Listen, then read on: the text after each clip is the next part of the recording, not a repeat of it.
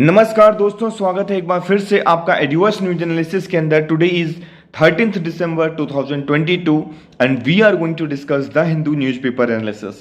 So today we are going to discuss the important news articles. The first article which we are going to discuss is related to Indian and Chinese soldier clash near Arunachal border. देखिए, आप लोगों ने काफ़ी ज़्यादा important ये article हो जाता है, रिसेंट की न्यूज़ है, बहुत ज़्यादा इंपॉर्टेंट न्यूज़ है, इंडियन आर्मी से रिलेटेड ये न्यूज़ है।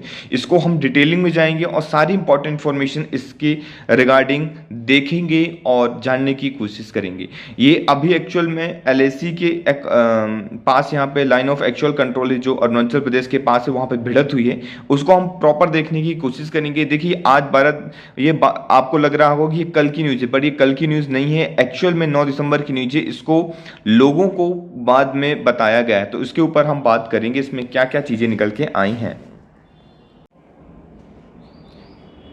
जी हाँ, मैं आपको बता दूं यहाँ पे कि ये सिर्फ 9 दिसंबर को, 12 दिसंबर को नहीं, 9 दिसंबर को यहाँ पे इंडियन सोल्जर और चाइनीज सोल्जर के बीच में भिड़त देखने को मिली है। देखिए, ऐसा पहली बार नहीं हुआ है कि ये भिड़त हुई है, इसके पहले भी ऐसी चीज़ें हो चुकी हैं। बट रिसेंटली मैं आपको दिखा दूं कि कहाँ पे जाके ये एग्जैक्टली आपको मैं दिखाता हूँ लोकेशन कहाँ पे हुआ है। देखिए, भूटान के काफ़ी ज़्यादा पास है, तवांग रीजन आप यहाँ पे देख पा रहे होंगे मैप के अंदर, है ना। तो यहाँ पे जो है भिड़त देखने को मिली है। अरुणाचल प्रदेश के अंदर जो तवांग रीजन है, यहाँ पे चाइनीज़ और इंडियन सोल्जर की यहाँ पे कॉन्फ्लिक्ट देखने को मिला है। वैसे तो बहुत सारे रिपोर्ट्स ने भी कंफर्म कर दिया है कि तवांग रीजन के पास यहाँ पे अप्रोक्सीमेटली 600 चाइनीज सोल्जर जो है यहाँ पे आके पहरा देते हैं और ये सारी चीज़ें करते हैं। तो इस वजह से यहाँ पे भिड़त देखने को मिली है और ये पहली बार नहीं हुआ है कि बहुत सारे सोर्सेस मीडिया के अनुसार ये पहली बार नहीं हुआ है। यहाँ पे ये बताया जा रहा है कि पहली बार नहीं है। चाइना क्या करता है, चाइना इस रीजन को अपना बनाने की कोशिश कर रहा है, बार बार ये बोलता है अरुणाचल प्रदेश जो है वो चाइना का पार्ट है। ऐसा कई बार ये देखने को मिला है। चाइना मेनली जो अरुणाचल प्रदेश का रीजन है, इसको बोलता है कि ये साउथ चाइना का पार्ट है ना। तो ये काफ़ी ज़्यादा कोशिश करता है इसको अपना बनाने की, और ये कोशिश करता है कि हम यहाँ पे पेट्रोलिंग वगैरह भी करें, इसको कंट्रोल करने की कोशिश करें। बट फिर भी अभी लाइन ऑफ एक्चुअल कंट्रोल की जो है वहाँ पे एक तरीके से उसको ध्यान में रखा जाता है, और जो एग्रीमेंट हुआ था उस एग्रीमेंट में कहीं ना कहीं उसका मान सम्मान रखा जाता है। जो 1996 का इंडिया चाइना बॉर्डर एग्रीमेंट हुआ था कि कोई भी यहाँ पे फायरिंग नहीं होगी, फायरिंग यहाँ पे बैन है, no bullet will be fired. तो ये चीज़ें का यहाँ पे मान रखा गया है। हाँ, इसके अलावा यहाँ पे कुछ भी इस रिपोर्ट के इसके अंदर एग्रीमेंट के अंदर कुछ भी नहीं लिखा है कि और किसी चीज़ का यूज़ नहीं कर सकते हैं। तो इन दोनों इसके अलावा बुलेट के अलावा बहुत सारी चीज़ों का यूज किया गया है, जिसकी वजह से अप्रॉक्सीमेटली 10 से 12 चाइनीज सोल्जर वहाँ पे घायल हुए हैं, और अप्रॉक्सीमेटली मैं बता दूं यहाँ पे लगभग 8 हमारे इंडियन सोल्जर भी घायल हुए हैं। तो ये चीज़, अब आप पूछेंगे कि एकदम से क्या हुआ कि अभी रिसेंटली G20 समिट के अंदर चाइना और इंडिया जो है काफ़ी अच्छे से मिले, इन्होंने बातचीत करी, इस सारी चीज़ें चली। अगर एक्चुअल में अभी ऐसा क्या हो गया कि ये एकदम से ऐसा एग्रेशन दिखाने लग गया चाइना, और फिर से आके ये सारी चीज़ें चलना स्टार्ट हो गई हैं। देखिए, चाइना की ये आज की बात नहीं है, चाइना की पुरानी आदत है, इस तरीके से चाइना करता रहता है। और दूसरा रीजन ये भी हो सकता है कि आप सभी लोगों को जैसे पता होगा कि इंडिया जो है US के साथ युद्ध अभ्यास अभी रिसेंटली हुआ है ना। तो युद्ध अभ्यास भी एक बहुत बड़ा मेजर रीजन हो सकता है यहाँ पे। तो ये वाली चीज़ें तो आप बहुत अच्छे से समझ चुके होंगे पॉइंट्स को कि क्यों ये सारी चीज़ें हो रही हैं, है ना। अब जैसे US के अंदर मैं आपको बता दूं कि मिलिट्री एक्सरसाइज वगैरह होती है, हो सकता है कि ये जो है चाइना जो है बहुत ज़्यादा एग्रेशन दिखाए और अपनी जो बॉर्डर कंट्रीज़ हैं उनमें विश्वास जगाने की कोशिश करे और एग्रेशन के थ्रू, तो ये चीज़ हो सकती है। दूसरा, अभी हमने देखा था कि उत्तराखंड में औली रीजन के पास जो है युद्ध अभ्यास हुआ था, ये जो हम बात कर चुके हैं, जो कि LAC से 100 किलोमीटर के अंदर है ना। तो ये एक बहुत बड़ा रीजन यहाँ पे हो सकता है इस चीज़ का, है ना। तो इस रीजन की वजह से चाइना ने क्या किया, अपने 600 चाइनीज सोल्जर को वहाँ पे भेजा अरुणाचल प्रदेश की बॉर्डर के पास, और बहुत सारे लोगों को यहाँ पे भिड़त हुई, और बहुत सारे लोगों को तो एक तरीके से क्या किया, जैसे 10 चाइनीज सोल्जर जो है इंजर्ड हुए, और 8 जो है अप्रॉक्सीमेटली इंडियन सोल्जर जो है यहाँ पे इंजर्ड हुए हैं, है ना, देखने को मिला। बट यहाँ पे ऐसा दिख रहा है कि चाइना को मुंह की खानी पड़ गई, चाइना यहाँ पे कुछ कर नहीं पाया, और कुछ भी ऐसा उसे लगा था कि 600 चाइनीज सोल्जर लेके आएगा और वो जीत हासिल हासिल कर लेगा या कुछ ऐसा एग्रेशन दिखा के थोड़ा सा दिखाएगा, ये चीज़ें कर लेगा, पर वो कहीं ना कहीं फेल हो गया है चाइना यहाँ पे। और इंडिया यूएस का जो युद्ध अभ्यास है, सबसे बड़ा रीजन यही हो सकता है। It wants US to interfere in its tie with India report. तो ये एक छोटी सी न्यूज़ थी, आप लोगों की जगह। अब देखिए इंडिया के अंदर जो पॉलिटिक्स जो हमारी चल रही है, वहाँ पे आप यहाँ पे अगर देख पा रहे होंगे कि अरुणाचल प्रदेश के तवांग सेक्टर में भारत चीन सैनिकों के बीच में झड़प की खबर आई है ना।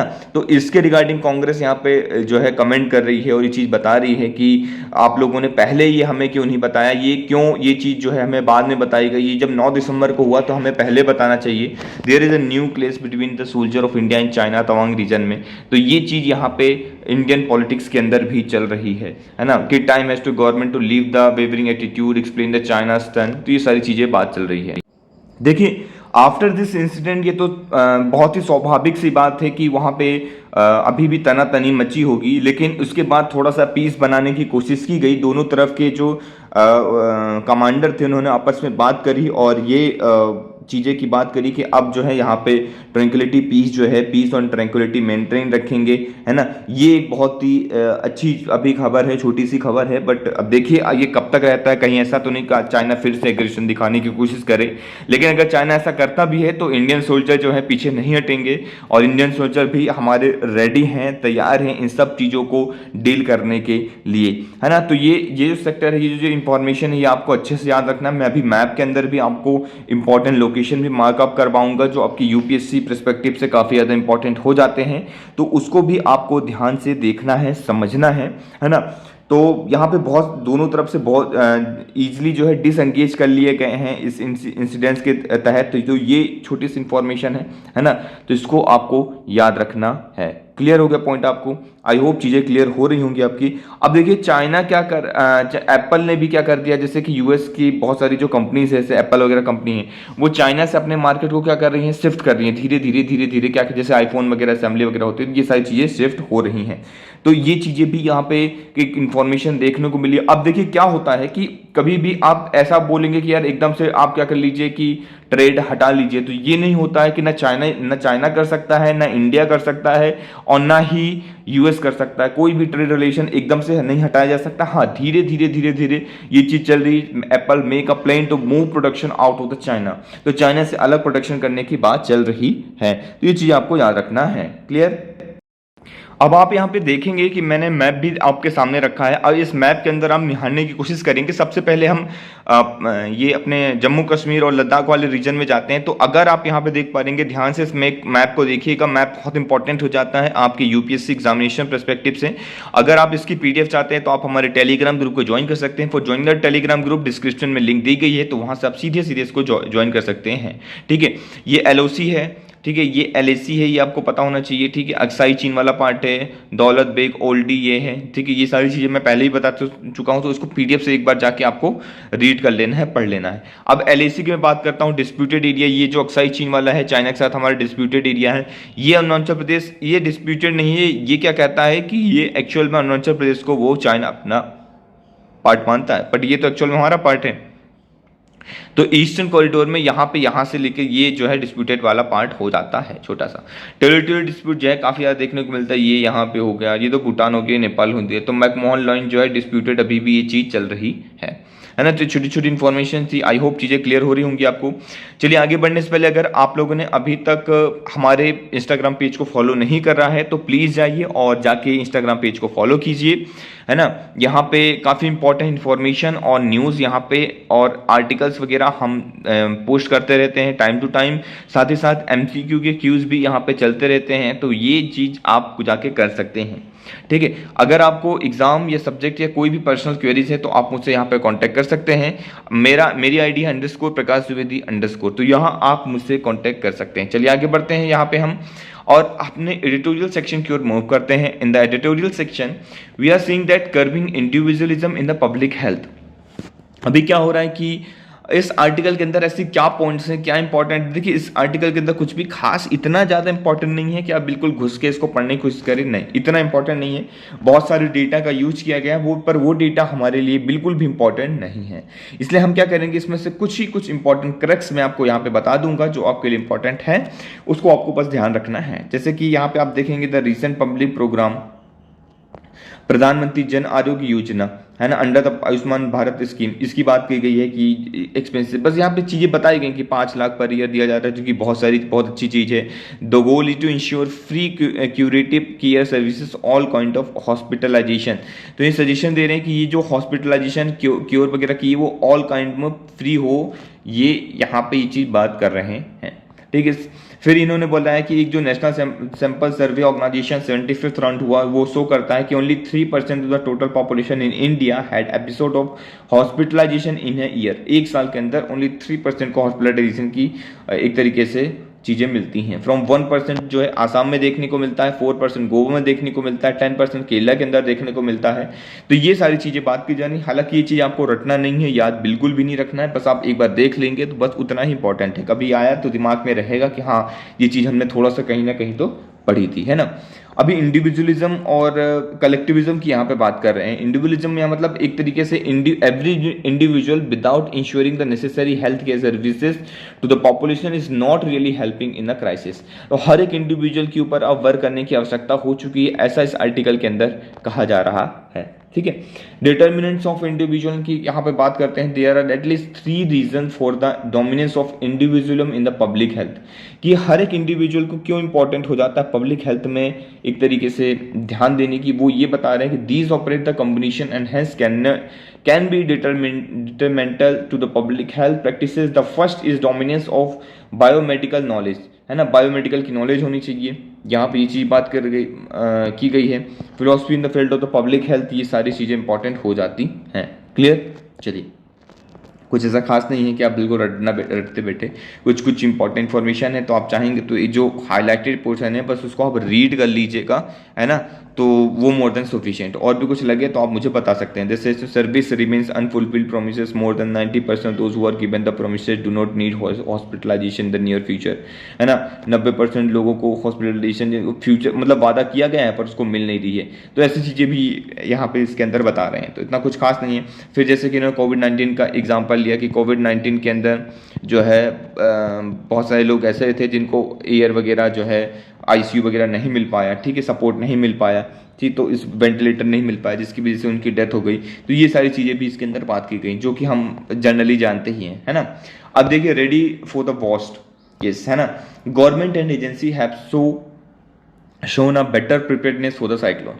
अभी आप सभी लोगों को पता है कि साइक्लोन आया था, है ना, कहाँ पे आया था, मेंडेस साइक्लोन आया था, ये मेंडेस साइक्लोन है, मल्लापुरम के पास आया था चेन्नई के अंदर, ये आपको सभी लोगों को पता है। और इसका प्रोडक्शन जो है हमारी जो एजेंसीज हैं, इंडियन मेट्रोलॉजिकल डिपार्टमेंट है, उन्होंने पहले ही कर दी थी। उसके तहत हम लोग पहले क्या हो गए थे, सतर्क हो गए थे। और काफ़ी छोटा सा सिवियर साइक्लोन स्टॉर्म था, ये आपको पता होना चाहिए, है ना, तो इसके बारे में पूछा जा सकता है। चलिए आप कमेंट सेक्शन में बताइए ये जो नाम है मेंडेस नाम, ये किसने दिया है इस साइक्लोन को, ये किस कंट्री के द्वारा ये नाम किस कंट्री के द्वारा दिया गया, इसको लिया गया, ये आपको कमेंट सेक्शन के अंदर बताना है। हम पहले ही इसको डिस्कस कर चुके हैं, है ना, तो जरूर से जरूर इसको बताना है साइक्लोन मेंडेस नाम किसके द्वारा दिया गया है, ठीक है।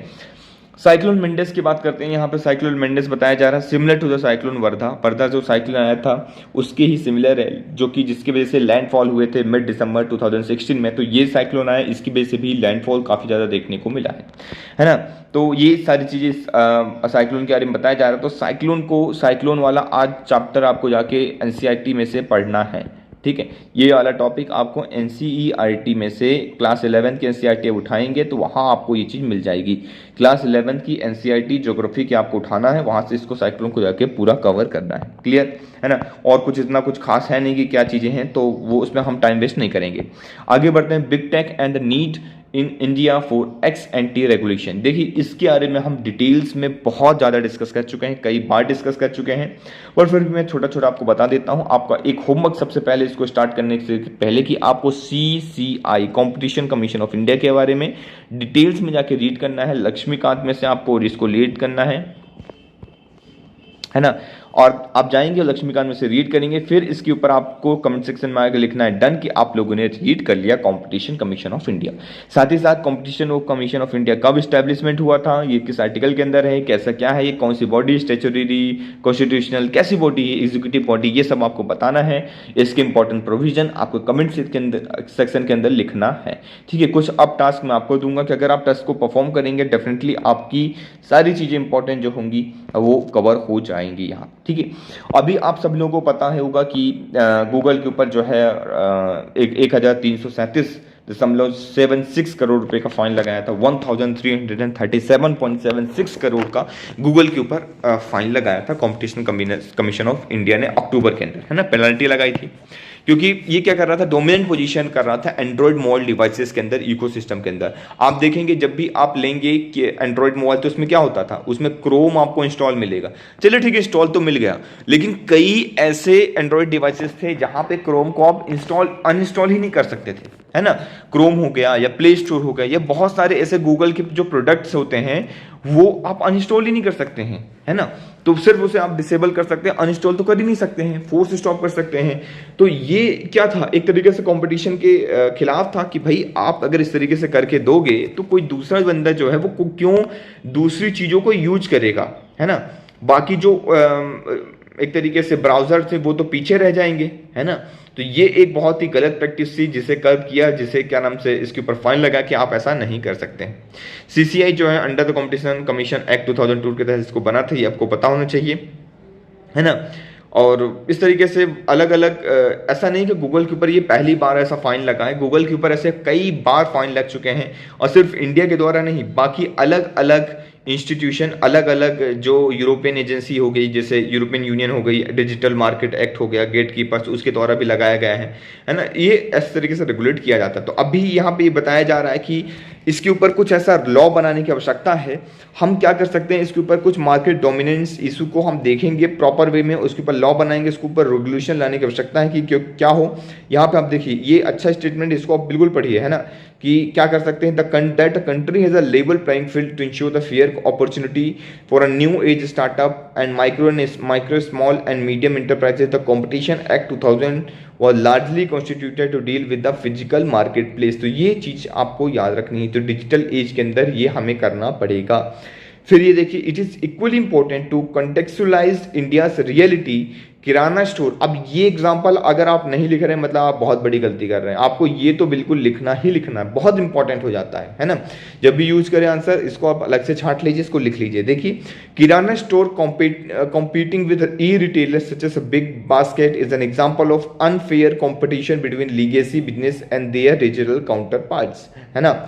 अब देखेंगे बहुत बड़े बड़े जैसे डी मार्ट हो गया, वी मार्ट हो गया, या अमेजोन हो गया, जो बहुत बड़े बड़े मार्ट हैं, अपने आप में एक बहुत बड़े मॉल की तरह है ना। अब वहां पर अगर आप सामान खरीदने जाएंगे तो आपको क्या मिलेगा, आपको छोटा छोटा जो सामान है वो 1-1 रुपए या आधा पैसा या कुछ थोड़ा थोड़ा सस्ता मिलेगा, इन कंपैरिजन टू अगर आप जाएंगे जो रिटेलर्स वगैरह, जो शॉप वगैरह है आपके घर के आसपास जो शॉप है वहाँ से।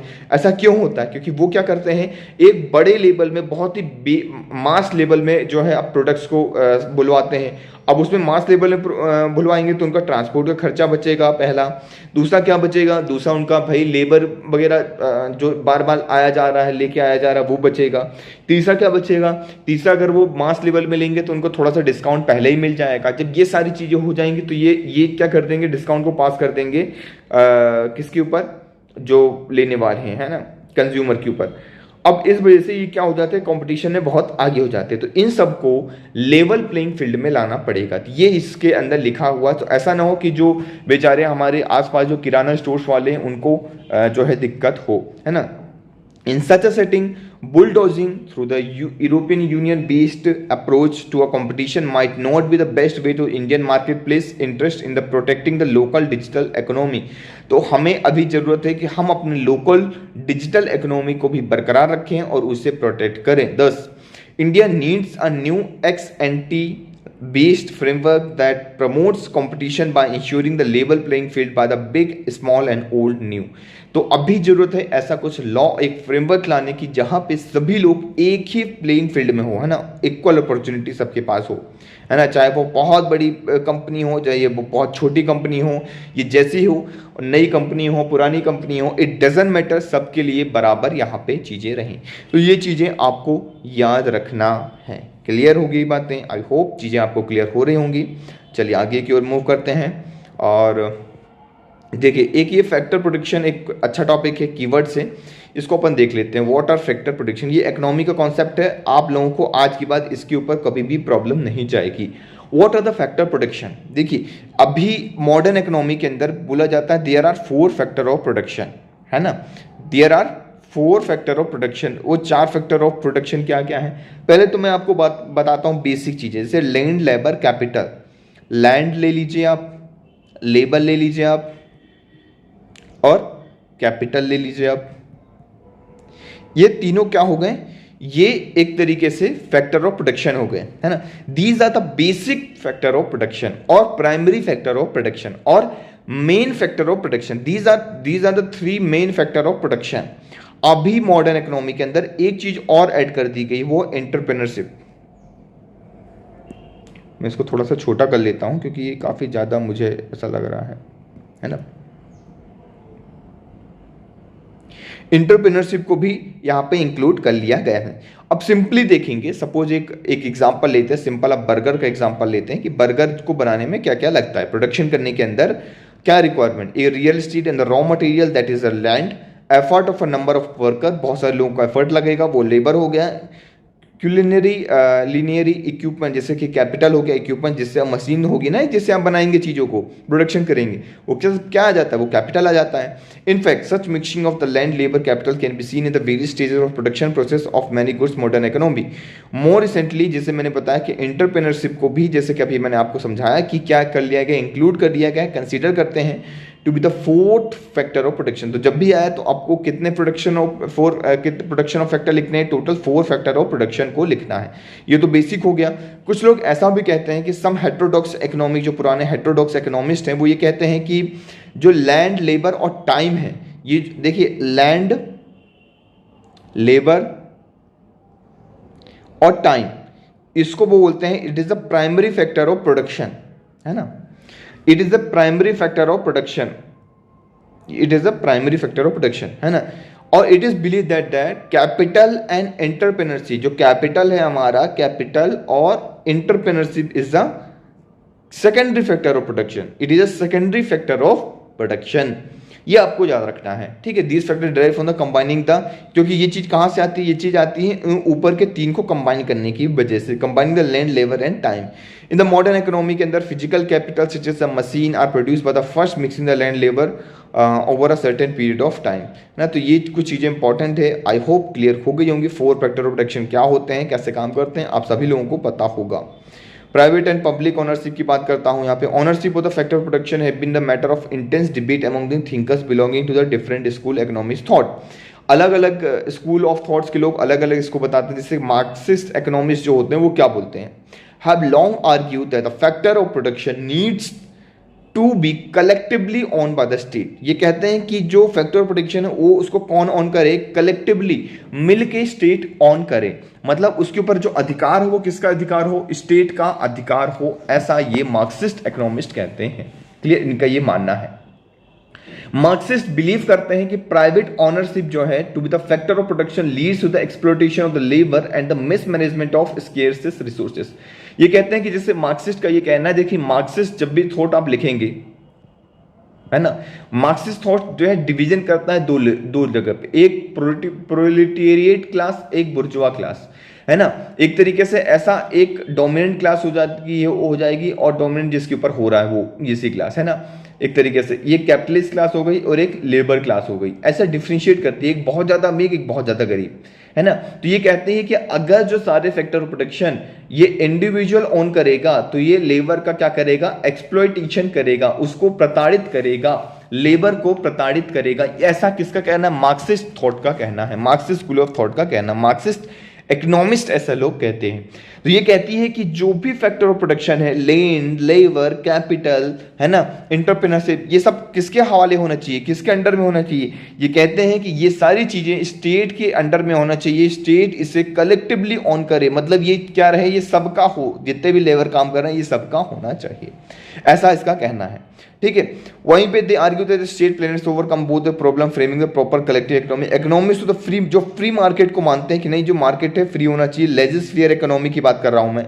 लेजिस्फेयर इकोनॉमी आप लोगों ने सुना होगा क्या होता है ना। स्कूल ऑफ थॉट ये कहता है फ्री मार्केट, जो मानता है कि मार्केट फ्री होना चाहिए, स्ट्रांगली बिलीव करता है कि private ownership of all the factor production because of the incentive to offer the resource owner, है ना। ये इंसेंटिव ऑफर करता है ऑनर्स के, जो ऑनर होते हैं, तो इसलिए ये मानता है कि ये जो है ये प्राइवेट प्लेयर के अंडर में होना चाहिए, क्योंकि प्राइवेट प्लेयर क्या कर सकता है, प्राइवेट प्लेयर उसको क्या है आगे बढ़ाने की कोशिश कर सकता है। प्राइवेट प्लेयर और क्या कर सकता है, एक अलग अलग इनोवेशन करेगा, क्योंकि उसे आगे बढ़ना होगा, उसे पैसा कमाना होगा, तो इनोवेटिव भी यहाँ पे देखने को मिलेगा। तो इन्वेंशन, डिस्कवरीज, जो इनोवेशन काफ़ी ज़्यादा यहाँ पे देखने को मिलेगा। ठीक है, और वो इंसेंटिव भी टाइम टाइम पे देता रहेगा। ये सारी चीज़ें आपको पता होना चाहिए। क्लियर? देखिए बहुत इंपॉर्टेंट चीज़ें हमने डिस्कस करी, बहुत इंपॉर्टेंट कॉन्सेप्ट। अब इस बिल को हम आगे डिस्कस करेंगे, इसको डिस्कस करेंगे, है ना। जब ये जो बिल है एक्ट बन जाएगा प्रॉपर तरीके से, तो इसको हम डिटेल में डिस्कस करेंगे। राज्यसभा ने अभी रिसेंटली पास किया है फ्यूचरिस्टिक एनर्जी कंजर्वेशन बिल। छोटा सा पॉइंट मैं आपको बता देता हूँ, यहाँ पे बताया जा रहा है कि जो मैंडेट कर दिया है use of non fossil fuels, आप देखेंगे mandate use of non fossil fuels. ठीक है, जैसे कि green hydrogen, green ammonia, biomass and the ethanol for the energy and feed stock of establish carbon market in the country. तो ये जो है अमेंड करके लेके आया जा रहा है ना। जब ये आएगा ना, अच्छे से बन जाएगा, तो इसको हम डिटेलिंग में अलग से ही लेक्चर लेके आऊंगा और इसको मैं डिस्कस करूंगा।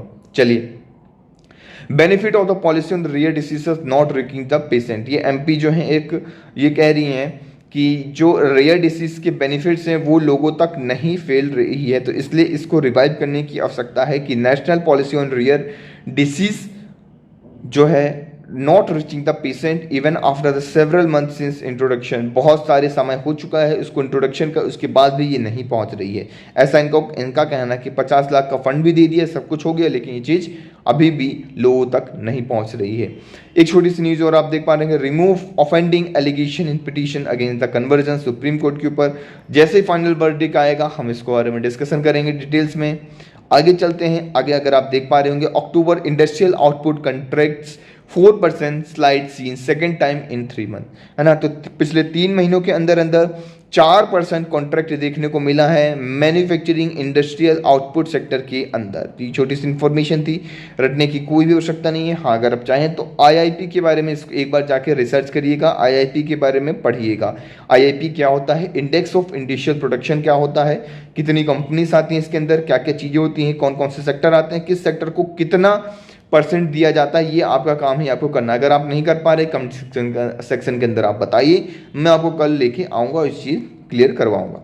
आप नेक्स्ट देखेंगे, net direct tax revenue growth accelerate 24.3% by November. तो नेट जो डायरेक्ट टैक्स से रेवेन्यू का उसमें ग्रोथ देखने को मिली, वो एक्सेलरेट कर रहा है 24.3% से नवंबर के अंदर। तो ये काफ़ी एक खुशखबरी, एक अच्छी चीज़ है हमारे लिए। तो आई होप चीज़ें क्लियर हो गई होंगी आपको, और बहुत सारी इंपॉर्टेंट इन्फॉर्मेशन और न्यूज़ आज हमने डिस्कस किया। कैसा लगा आज का लेक्चर आपको कमेंट सेक्शन के अंदर बताना है। साथ ही साथ लेक्चर को अपने friend circle, Telegram group, WhatsApp group और जहाँ जहाँ आप शेयर कर सकते हैं वहाँ इसको शेयर कीजिए, जिससे हम आप लोगों के लिए और भी प्रोडक्टिव चीज़ें लेके आएँ। कमेंट कीजिए, प्यारा प्यारा सा आप कमेंट कीजिए, जिससे हमारी जो मोटिवेशन है वो बरकरार रहे, बनी रहे, और हम आपके लिए अच्छी अच्छी चीज़ें लेके आते रहें। तब तक के लिए thank you very much for the discussion.